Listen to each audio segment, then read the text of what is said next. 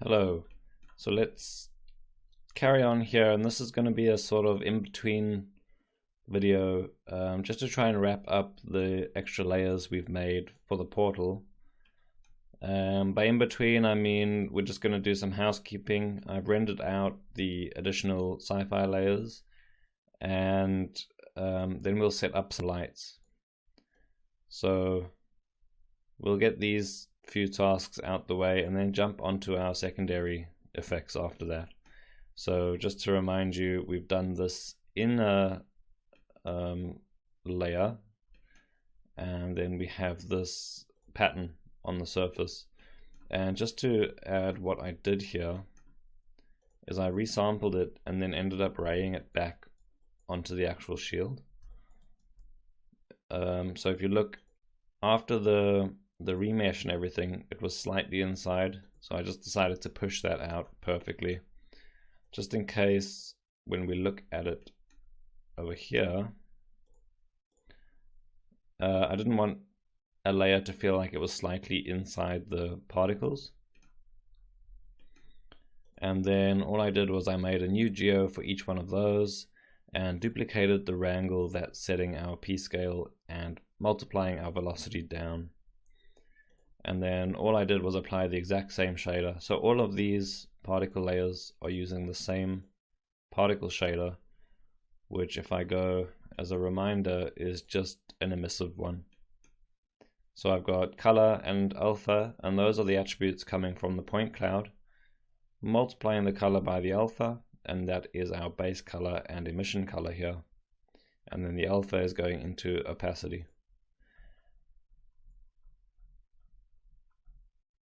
So that's our emission there, set to 1, and I've switched off emission illuminates objects just because that's an extra on the renderer that we don't need, because I plan on making a light. So we're going to make a light now after we've taken a look at these layers in comp. And here you can see I've just duplicated some more mantras for each one of those sci-fi layers there. So all I'm doing is forcing the object with the pattern, same mattes, the environment and the character are a matte, and that's it. So same for both of these. And if I jump over to Fusion, here's the two new layers. So it's a little bit samply. Either it needs much more samples or there's not enough points, because I did end up then going and scattering points onto these. But it looks pretty cool. And the inner one looks really cool. I'm very happy with this one. So let's do a quick addition here to our comp and see how we can add these in. So let's start with our inner. So I'm going to put this right in the back, so behind this one.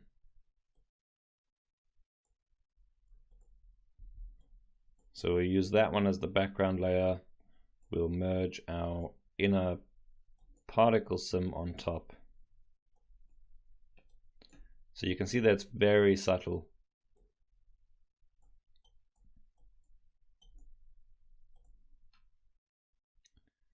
So what I want is, I did want it to be kind of flat, but looking at this now, I think our best chance is to crank up the highlights. So I don't want that. But maybe if we just take the brightest parts,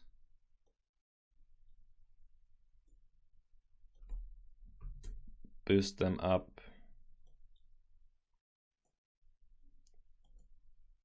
So in this case, it is actually going more contrasty, but I feel like that's a good way to pick these out of the particle layer. So maybe boost it slightly overall.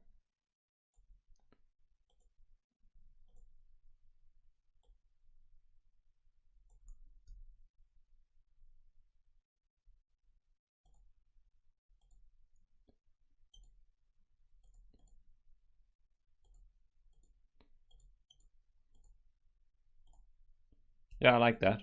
That still feels like you can see the particles, but you get these kind of patterns inside, which feels pretty good.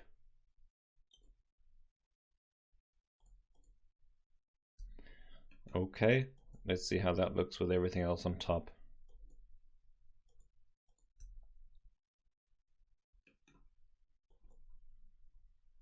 Yeah, you can still see those nicely.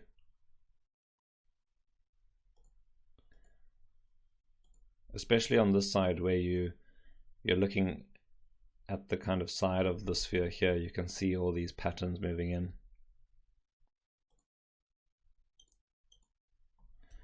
And then if we take our surface, try and find somewhere to add this, maybe underneath here.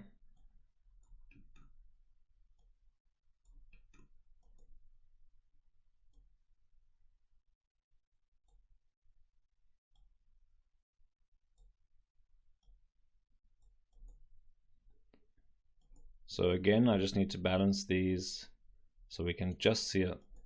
Shouldn't be the main element.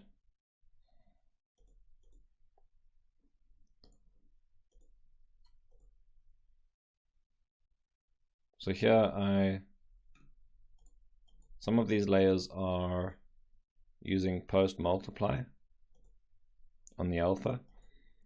And so that's useful for making sure that it's basically a pre-mult in Nuke. So the image, the alpha usually looks slightly thinner,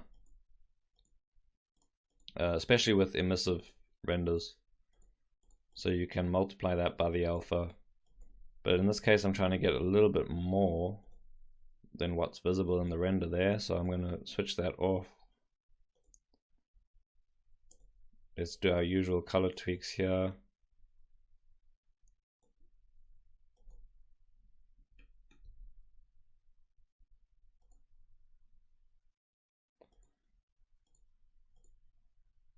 And let me try to switch that back on.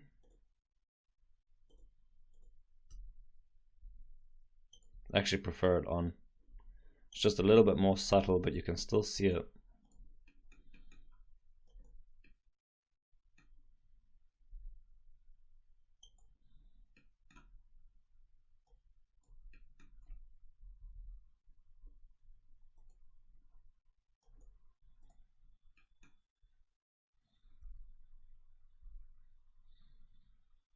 Yeah, so you can see that nicely there on the background noise.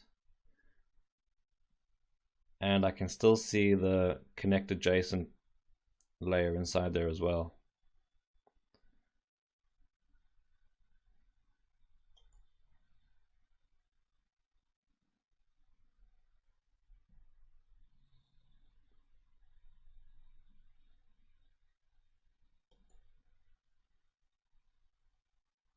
I'm pretty happy with that. That's a whole nother level of complexity on top of what we had before. But similar to my other particle layer, I'm going to have to key down all of this effect that's left over, sort of hanging around the character at this point. It just lasts for too long. I want everything to pop off at the same time as these particles fly out.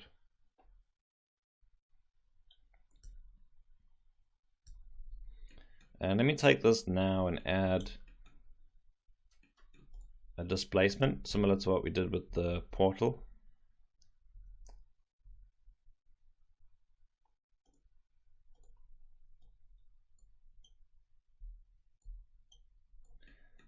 And I'm going to use some part of this comp over here, like something that's been completely untreated.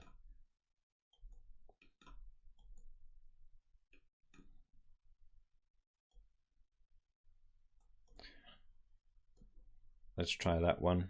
And I'm going to put down a brightness and contrast here and just clip the whites.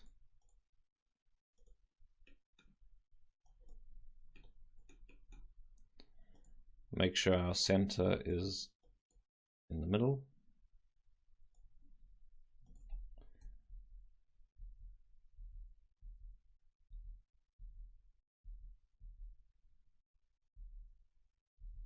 So this is going to help again to blend the layers together, add something slightly more effectsy to it,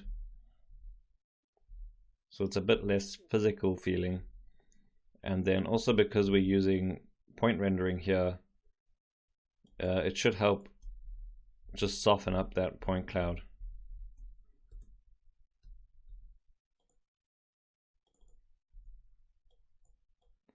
So it's pretty subtle, and we'll put a big one on the background as well.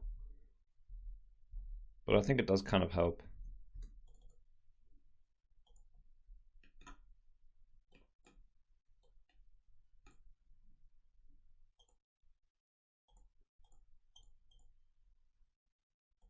I like it. Right, so let's set up a quick lighting. So all we need to do is take one of our particle layers and generate some geometry out of that to make a geolight. So I'm going to use the main points here.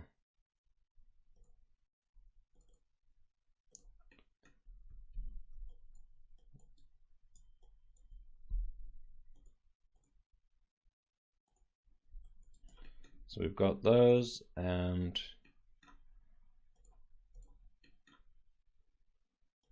I am going to put down a p-scale just separate from the rendering p-scale here, just in case generating the VDB really slows down.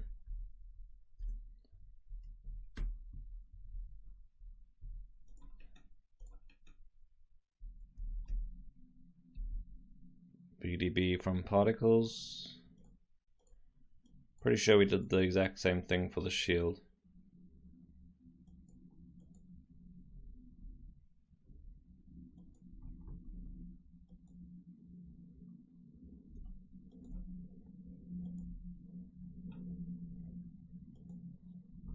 So I'm just trying to find some values here to get a good mesh. Doesn't need to be particularly detailed.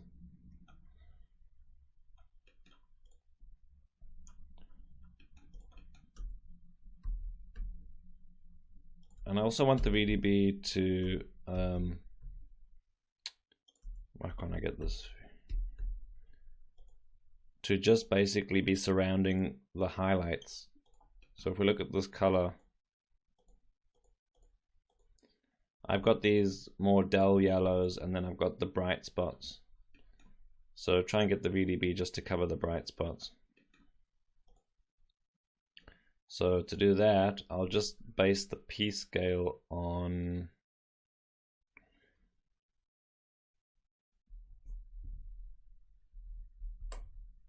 green.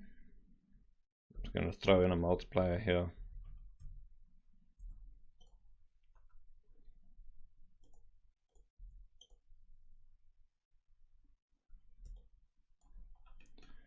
So here we smooth this, and then we convert.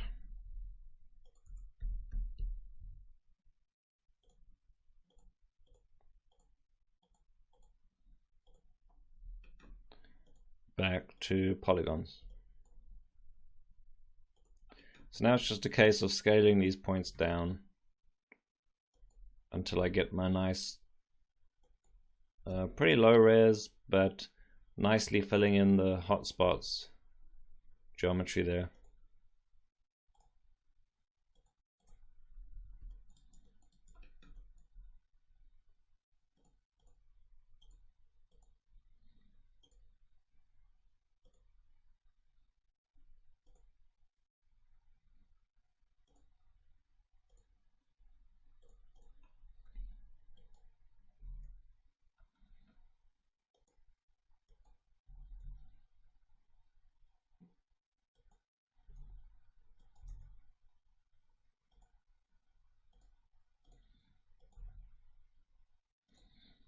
Something like that.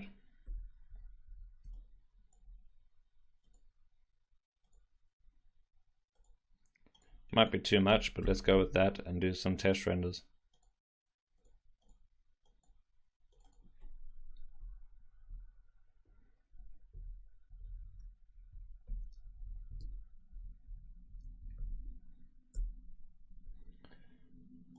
So I'll just take that there and I'll use the geometry light.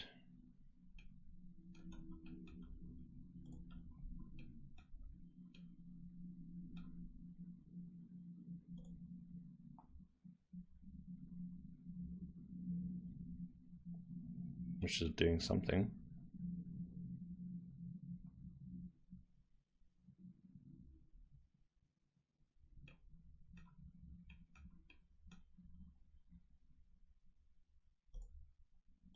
I'm not sure what.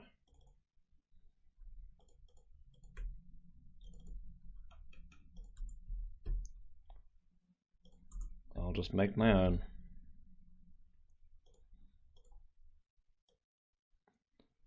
So this can be our shield light.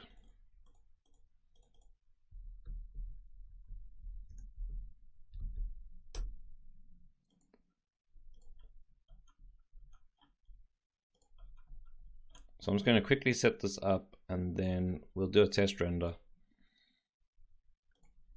So we set that to geometry. I'll point that to shield particles, out shield light. And then I'll do a quick active radius here.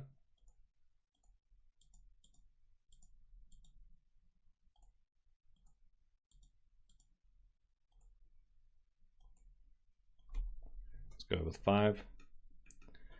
And one thing I want to do before we render is actually transfer the color back from our particles back onto this mesh so that we get the subtle variances of yellow there.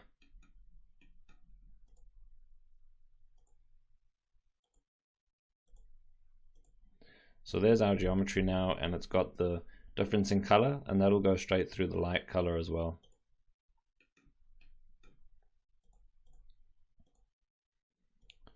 And then if I come over here, I can just duplicate our environment and character portal lights.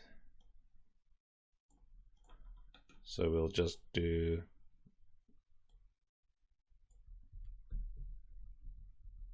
environment shield light and shield light for the character. And am I happy with this? So we do need debris in the scene from our portal. We've got the character cache as a phantom, so at least the we should get shadows. And then here we just force the shield light.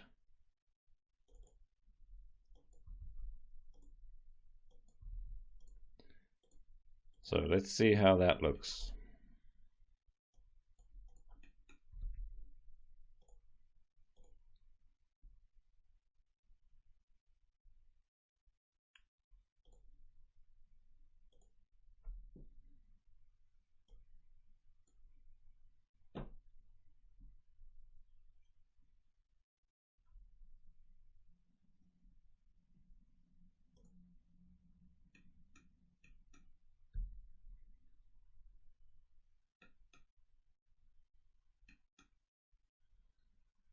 Well, that's a pretty good first test.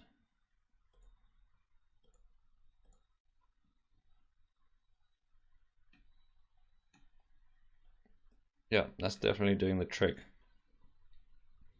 So what I can do here is let's just exaggerate. When it's close to the source of the light, we'll have this going a bit more.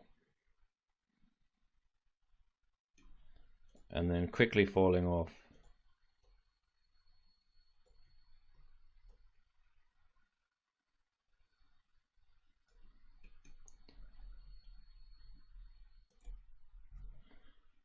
And depending how you're setting this up, obviously if you're rendering everything in one pass, you could spend a long time with the render view open here just to get good values for the lights. Otherwise, in this case, because I'm rendering a completely separate lighting pass, I'll have a lot of control in comp. So I just need to make sure I have enough information. And you see all these small points of noise.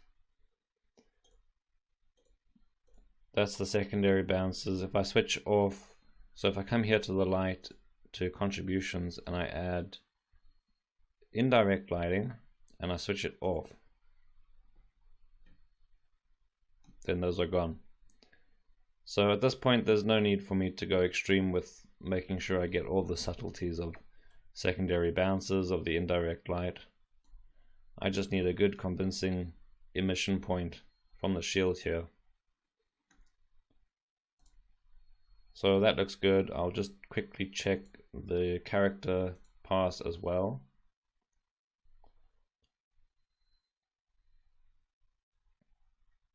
If I can find it.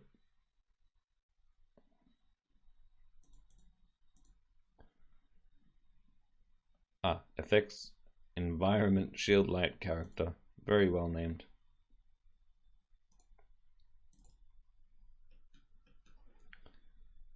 So pretty happy with the extra layers here.